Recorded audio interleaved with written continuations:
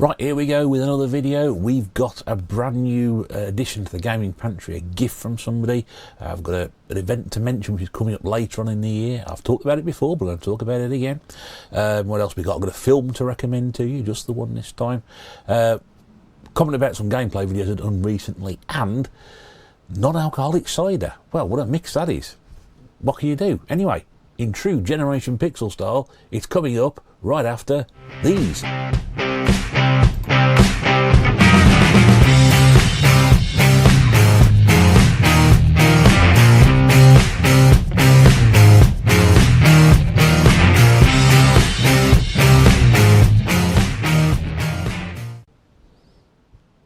No, I won't do it again, honestly. No, it's all right. You don't have to send the boys round, honestly. No, it's absolutely fine. I'm very sorry. I shan't do it again.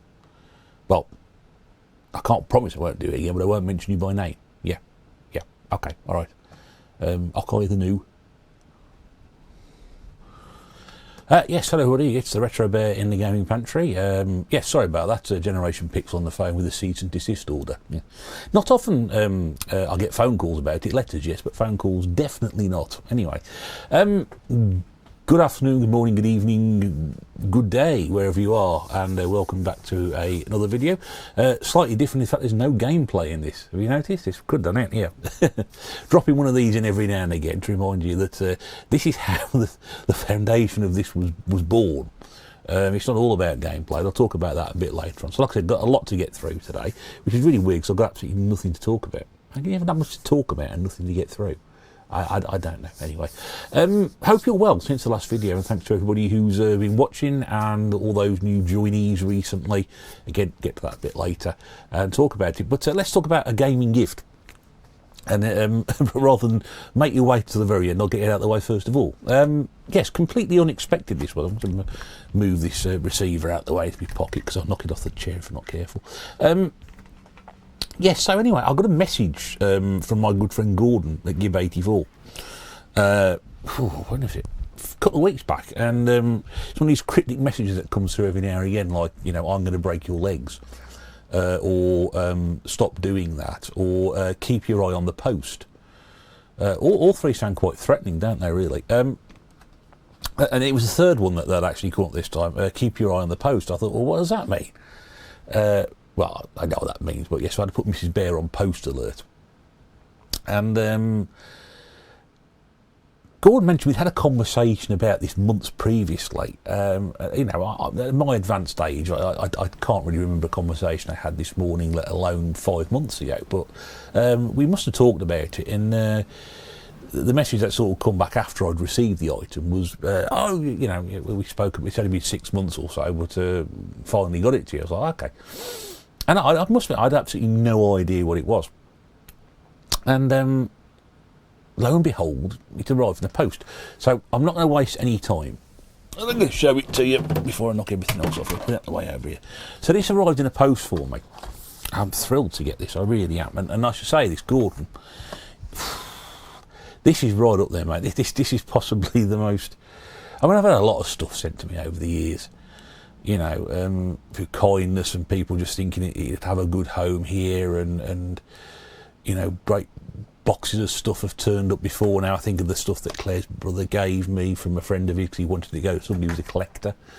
You know, and the amount of stuff that was in this box that arrived was just unbelievable. And so Gordon, you have gone, well, you know, if that is above and beyond, this is above and beyond that. Yes. If that makes any sense. So he sent me for my Wii collection, and yeah, it's not hang around anymore. It's the last story on the Wii. Wow. Now, the more I don't know, the longer you've been here, the more you will know I do actually have a copy of this in my collection. But and this was I picked my copy up during COVID. Do you remember COVID? It was very popular about 5 years ago. Sorry, not making fun of it. But yes, anyway, yes, I cheated because I wanted the collection edition of The Last Story. Because unlike a lot of people who got in on The Last Story when they were knocking them off at 10 quid because it was so late and they got loads of them. I didn't know anything about this, so yes, I do have in my possession Xenoblade Chronicles with in the box with the red Wii controller, which I got off eBay probably around the same time. I've got Pandora's Tower, which I got from Vintage Gamer with all the collector stuff. And I really wanted the last story, and I've only ever got close to buying it once before. That was when my local CEX had a copy in, and I literally raced down there to find out that it was the most battered, torn apart box I've ever seen. And I thought, you know, I won't even give that house room, you know. I'm not spending that on a battered copy. You're going to have to come down a lot on that. And of course, being CEX, they weren't going to do that. So that one still eludes me. But I thought, you know what? I noticed on eBay there was a Japanese version of this. So I bought that for a tenner, just to say I've got it in my collection. Because, you know, being brutally honest, this isn't the sort of game that I'm going to sit down and spend hours playing. It just is not my sort of thing. But to have a collection like that, you need these games to go with it. So anyway, some people turned around to me and said, "Oh, you can't do that, bloody purists." My collection, I can do what I bloody hell want with it. So okay, I can't have, you know, okay, it shouldn't stand in my collection, but my collection, I don't care. And then I think, yeah, I'm sure I vaguely remember the conversation, and I'd forgotten about it. So anyway, this turns up, doesn't it? Now, it's all, I mean, as coming from Gordon, I mean, it's beautifully complete. Look at the manual. Look at that manual. Sorry, Jace. It's lovely, isn't it? I mean, everything's in there. The booklet, the warning things, everything. I think even the Nintendo points. Yeah, the points are still in there as well. There's the artwork on the disc for those people who like artwork. And then there's the back of the box for people who can squint. Yeah, so it is just not my sort of game, but now I've got this now. I still want to get the collector's edition. I still want that. But I mean, this is so generous. I mean, to be sent that. You know, I love Gordon to bits, and I love him even more now. This is just fantastic. And you know what? I'm still going to keep my Japanese copy. I'm still going to keep it. Purely because I paid a tenner for it. No. But this is it. You know, do you know what? It actually makes me sit here and think, do you know what? Perhaps I really should try and play this sort of game, even though I hate them and despise them, and I just don't get the attraction. That side of gaming, I've said it many, many times, the whole... you know, I understand there's a massive following for the Japanese culture of the games that come from Japan. I know so many people who love this sort of thing. It's very much their go-to, and you know, I get it. It appeals to you, but it doesn't appeal to me, and I've never got into it really. Maybe it's a time now at nearly 50 years of age to start playing games like this. I don't know. Maybe it is, but this is fantastic. So that is going to go into the collection. And you know, there are some, you know, people look at it and think it's a wall of tap. Well, honestly, there are some really top tier titles in that collection now. There really is. I'm looking up there. I think there's two of them, but I've moved them, and now I can't remember. Where have I moved? I've moved them up there, haven't I? Yes, they're up there now. So it's quite a few top tier titles in that Wii collection. It's not just all filler, honestly. I know one YouTuber has been working their way through my Wii game collection. They've got to about N on the videos I did about 3 years ago, and I don't think they've seen any since. They've not commented since. I mean, fair play to get through to N. You've done very, very well. They're still the back end of the alphabet, and I think all the fact that everything that begins with T, including anything beginning with the, is in T. So there's a lot of stuff to get through. I'll have to re-update that video somehow, but do it a lot better and a lot quicker, because no one wants to sit there and watch, you know, 15 parts to a Wii collection, and it's probably been about 4 years since I've done it, so it probably could do with an update. Anyway, but Gordon, you are a star, my darling. Thank you so much for sending that. That is fantastic. That is right up there with some of the very best things I've ever received, and I'm still stunned by it. So that is the only thing I can show you, because I've got nothing else. Well, there is other stuff to come. Don't worry, but yeah, for the moment, that's the only pickups in this video. But what a pickup to get! And Gordon, you are a star. Thank you so much, my friend. Now, speaking of Gordon, as you remember, and I didn't stop talking about it last year, but I did the Turnberry Titans thing with Gordon last year, and Eddie and Dylan and Paul and Scott, Glory Hunter. And there's somebody I've missed. Please don't tell me there's somebody I've missed. Probably. Yeah, Gordon was there as well. Yeah, Mrs. Bear and all the girls, Chrissy, Scott's other half, Jess. Yeah, we were all doing the Ross Paul. Yes, of course, Ross. Sorry, I mentioned Chrissy, but not Ross. Yes, anyway, I did all the Turnberry Titan thing last year, and this year, very pleased that Gordon has been given the go-ahead once again to do it this year with a new set of Titans. I'd like to say new and improved set of Titans. No, yeah, I'm not. That's how they're better than we were. But we all hope this year they raise more money than we did last year, because we did tremendously well. And bear in mind, the first time that this had been attempted, there were obviously a lot of teething issues. So I think this year they're going to iron them out. It's going to be Gordon, Gib 84, the brilliant Retro Ed. I mean, what a guy Retro Ed is. Fantastic. I'll try and stick links below to everybody. Pete on a retro tip, who's been around for years. Met Pete once now, but he sent me some great stuff over the years. He's a really, really nice guy. Did the old Desert Island with me ages ago. It was great when he did, because he actually said to me, he said, I'd really like to do this, you know. And I was trying to find people who want to do it, and Pete actually approached me and said, I really want to do this, I really enjoy it. So I was like, we had a fantastic time talking for about 3 hours about games. Who else is in there? Yeah, there's Gordon, obviously, he's going to be there to do it. Big Game Al. Yeah, Big Game Al. Sean, Retro Games Revived. Marcus and Tommy from Dad and Lads. And the legend, Feed Me Chicken. It'll be all interesting to see if he goes 24 hours without taking his chicken mask off, or is it a mask? That we don't know actually, do we? Well, we don't actually know. Is it a mask? Because he did a 24-hour gaming stream a few years back, and he kept it on for the duration. I hate to imagine what that thing smelt like after 24 hours wearing it, but yeah, Feed Me Chicken. So they're doing it again this year. It's going to be, I think, right at the end of October. Once we get closer to the dates, what I'll do, Gordon's done a video recently, we talked about last year's event and what's coming this year's event. I'll stick a link below if you haven't seen it before. Go across and do it. More importantly, to raise awareness of the event, because it raises money for Glasgow Children's Hospital. More important is that during the course of the event last year, we had a number of raffles going, where you pay £10 to go on the raffle wheel, and you can enter many times like, but it costs you £10 each time to enter.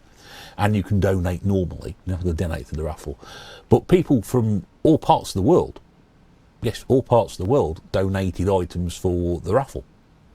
So Gordon's trying to do the same thing again this year, and he's managed to get a few items already, which are in the video.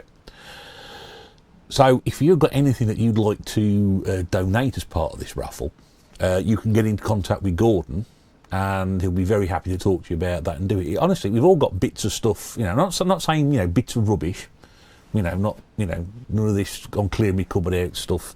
I mean, yes, it's for a good cause, and that's one of the great things about last year's event. David, Retro Games Play Badly, donated a mystery box, which Big Game Al won, which was... Everyone think, oh, wonder what's in there, and it was sort of like all the stuff that Al just wasn't interested in, like, you know, 8-bit stuff and bits and pieces, things like that. But yeah, if you've got, you know, something you want to donate, and for a good cause as well, because, you know, say £4,000 last year, they really want to sail past that and do it. And you know, the more money Gordon raises, the more interest it's going to take on the committee for charity fundraising at Turnberry. There's a fair chance he can do it again.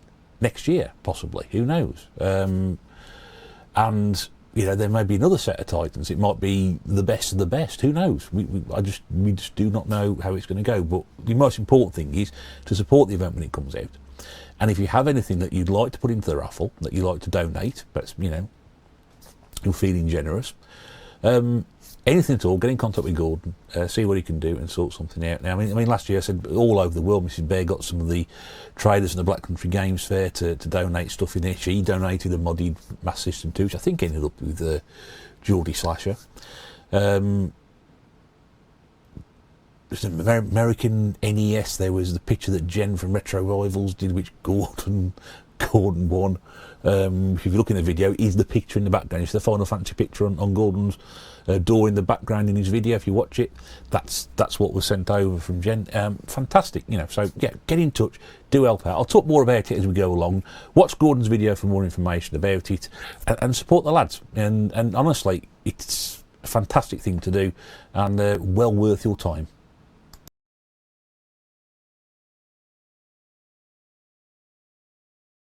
Are these style of videos working, do you think? Do you think this is the format going forward?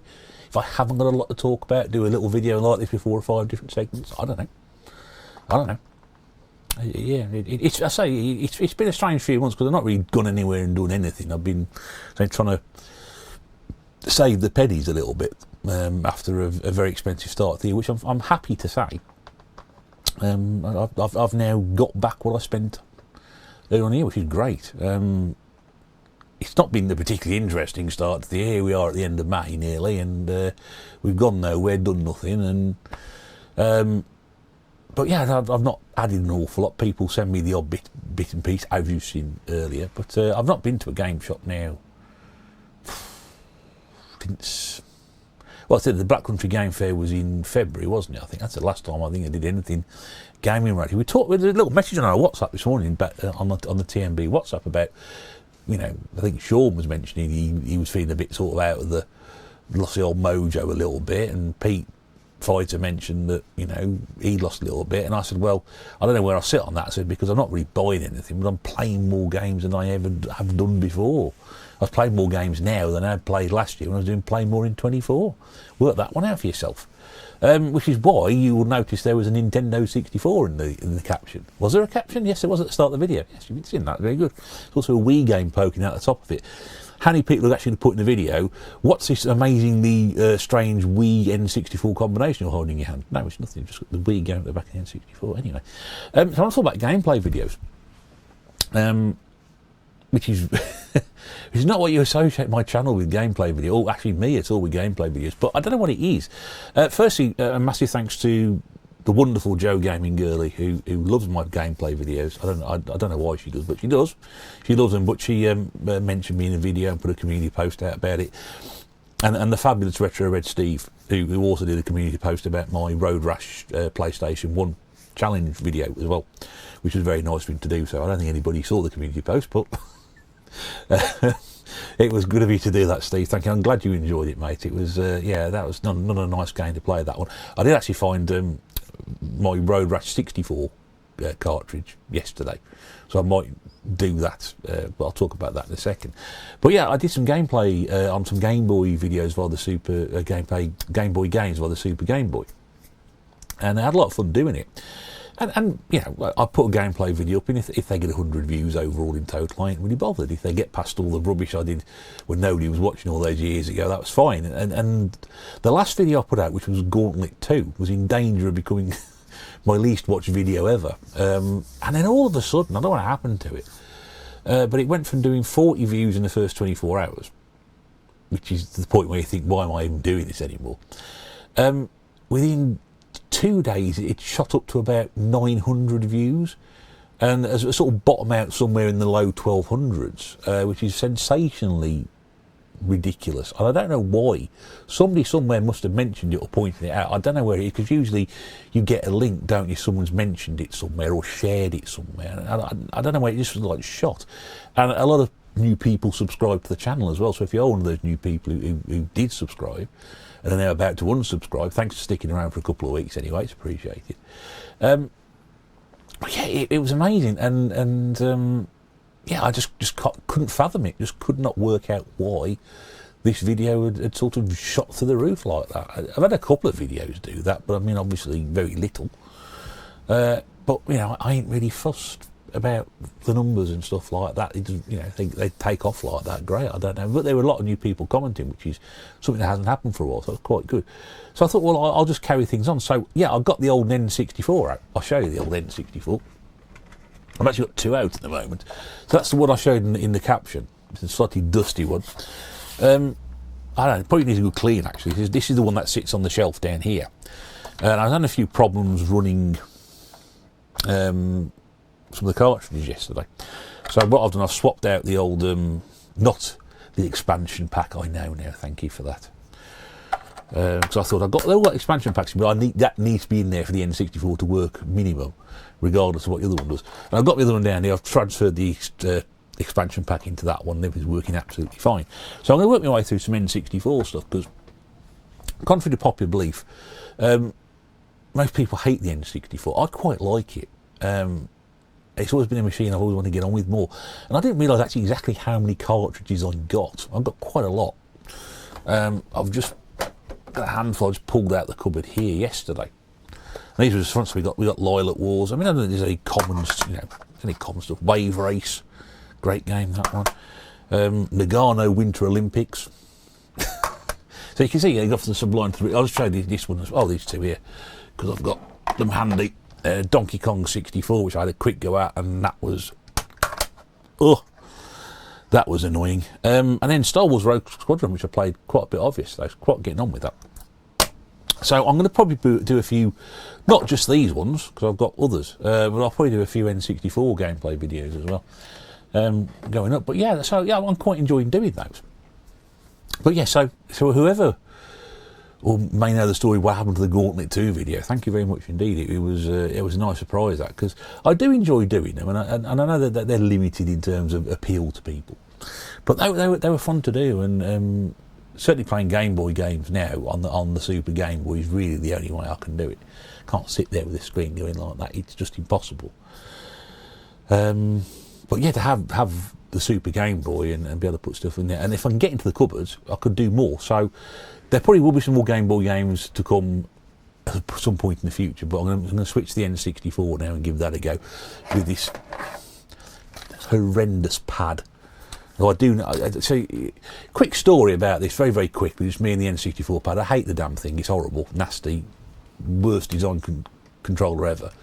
And I used to spend my entire time playing it, holding it like that. And of course I'm told, well, no, you meant to hold it like that. So you meant to hold that there, or, like that. So why make it with 3 prongs? Yeah, why do that? Why do that? Looks like my hairline, which has been done before, but yeah.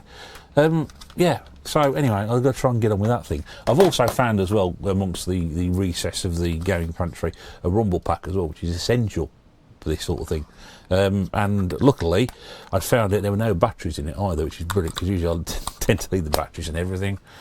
I got told off that when we found the Game Boys, but anyway, yes, so watch out for some N64 gameplay footage. Thank you very much for supporting the gameplay footage. You are making a rod for your own back, because that will only make me do more.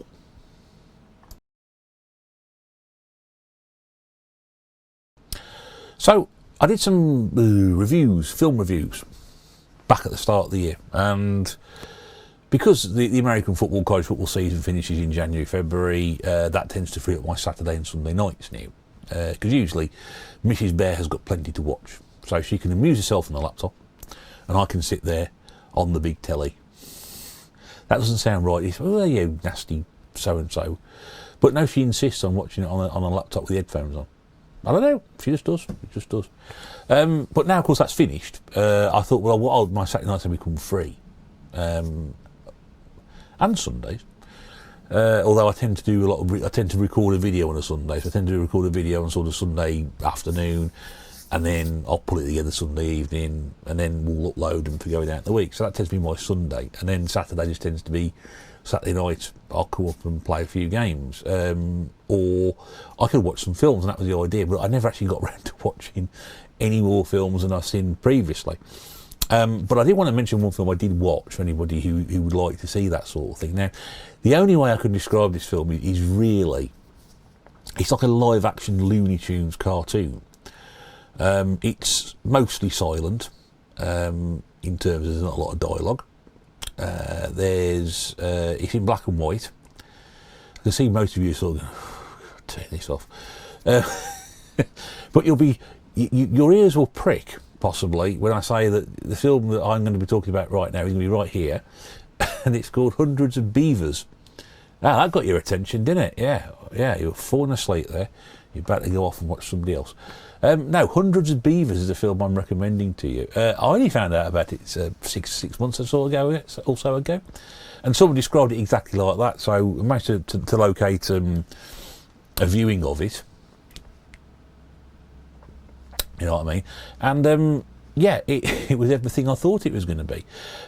Bottom line is, it's about an entrepreneur in the Yukon who has discovered Applejack, which I believe is like a form of cider or something like that. Anyway, very, very popular business, then loses his business, ends up being destitute, homeless, penniless in the Yukon and having to survive in the elements. And the only way he can survive in the elements is to trap animals, because if he traps animals, he can then he can obviously live off the meat and then take the furs to the trading post and get money, and that's it, and then build his business back up again. And that's the crux of it. It's a low budget film because all the animals are played by people wearing animal costumes, and you might think, hang on a second, ooh, we're going off into Hundreds of Beavers and they're all wearing animal costumes. What are you watching? No, it's not like that at all, honestly. You've got to see it for yourself. It's crazy. So, in a way of sort of saving money, you've got all these actors playing like beavers and rabbits and wolves and things like this, and it's completely crazy. Like I said, it's like a Looney Tunes cartoon. If you like black and white comedy, slapstick stuff like that, this is right up your street. There's some tremendously funny gags in there. Even Mrs. Bear, who hates anything in black and white, whether it's modern or old, and hates anything that I do in terms of films like that, even she was sort of looking up from her laptop and sniggering. So, you know, if she can laugh at it, and let's be honest with this is the person who hated the idea of sitting down and watching Dodgeball and then laughed like a drain all the way through it. She laughed a lot more than I did at it, you know, and that's my sort of film. And she was chucking all the way through that. So yeah, I think she's even said she might actually watch this when I'm not around, just to say she has done. But yeah, honestly, if that's your sort of thing, honestly, I would really give it a go. It's not a very even film. There's a little bit dark in the middle, and it sort of sags for about 10-15 minutes. And I lost a bit of interest, but it sort of picks yourself, sort of drags you back in afterwards, and that's it. So, I mean, in terms of, I would certainly say it's a solid 3.5 out of 5, edging towards a 4. Definitely worth giving it a go if you can find it. And honestly, it will surprise you. If you like that sort of thing. If you don't, I don't think you're going to get a lot of fun out of it, but definitely worth going. It's a low budget film. You won't know anybody who starred in it. It's won lots of independent awards at little film festivals you never heard of before either. And I must be honest, I haven't heard of most of them either, but well worth tracking around. Hundreds of Beavers. Go and check it out. If you have seen it, or you do see it, let me know what you think about it in the comments. I'll be interested to hear what you've got to say about it. Now, finally, this is like a redo over the last video I did like this. I mentioned Big Game Al's new channel, I mentioned his new channel. I didn't actually say what his channel was. I can't remember. I don't think I did. White Glove Beers, which is still going. It's still going. And I mentioned that channel, and as we got to last weekend, it was Eurovision, so we always sit down and watch Eurovision. I know what people's opinions on Eurovision is. I'm not going to get into all that. And if you watch Eurovision, your opinion and whether Israel should be doing, I'm not really going to discuss that here. Yeah, I'm not going to get into it. No, I'd like to, but I'm not going to. But we've been watching Eurovision for about 20 years. It's just something that we do. We were stuck in Devon on holiday one very wet night, and we decided to sit down and watch it, and we've done it ever since.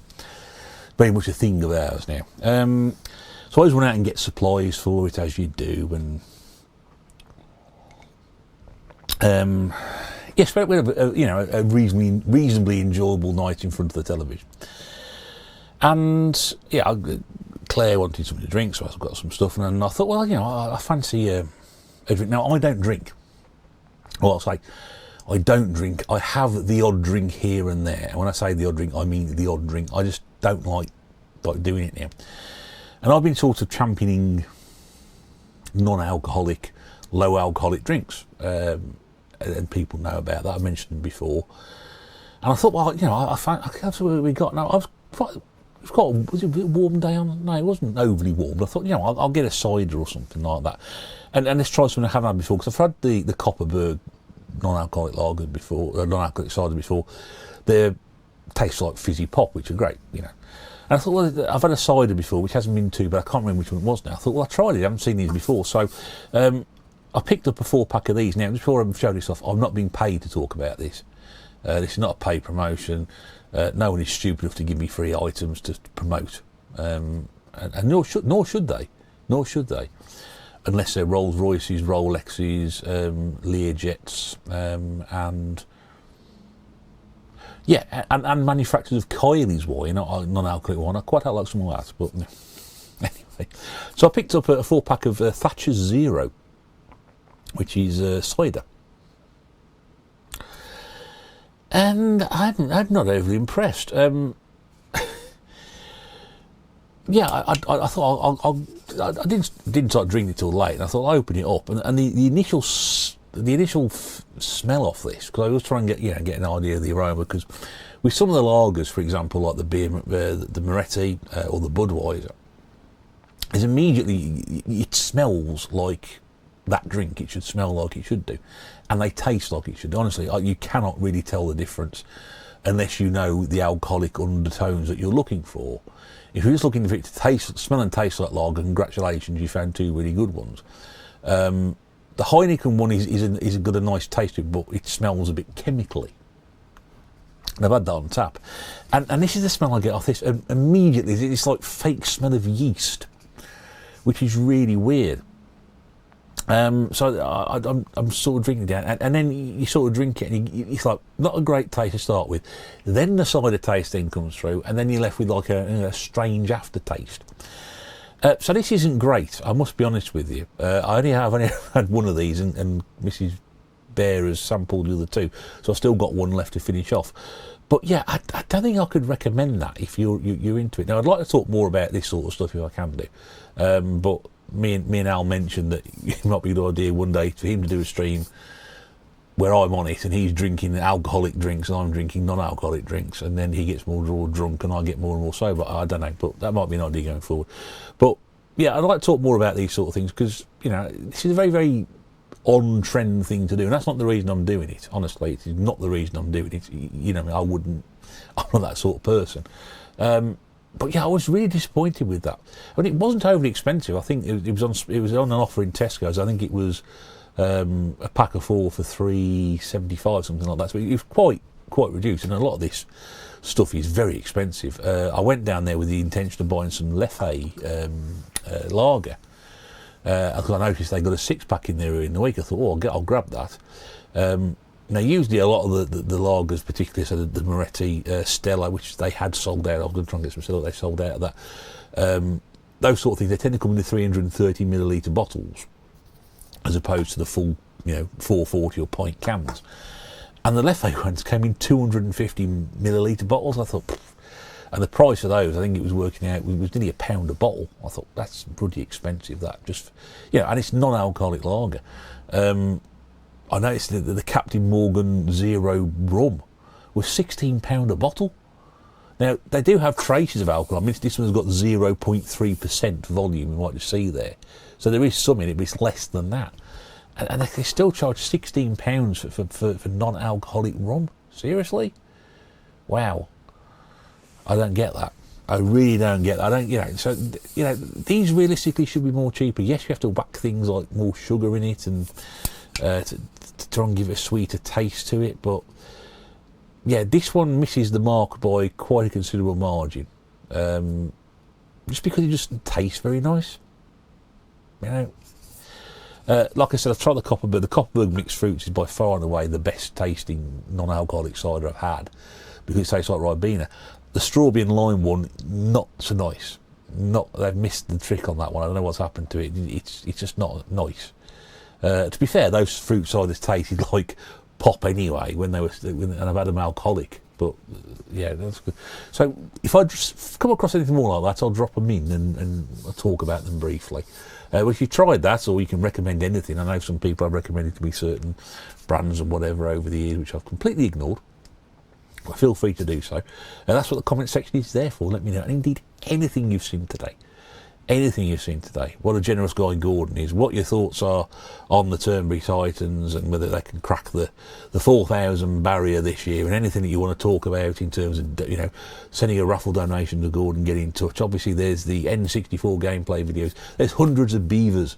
No, not literally. There are hundreds of beavers, but not here. But yeah, go and have a look at that, see what you think. And Thatcher Zero. And indeed anything non-alcoholic. And indeed anything in the world. What did you think of Eurovision? Have you blanked it from your memory yet? I haven't. That's for sure. Anyway, hope you've enjoyed it. Thanks very much for watching. Yeah, I'll put one of these out again when I've got something to talk about, hopefully. But in the meantime, I do appreciate you taking the time to watch this. Thanks very much indeed for watching, and we'll talk to you again soon. But until then, do take care, and bye for now.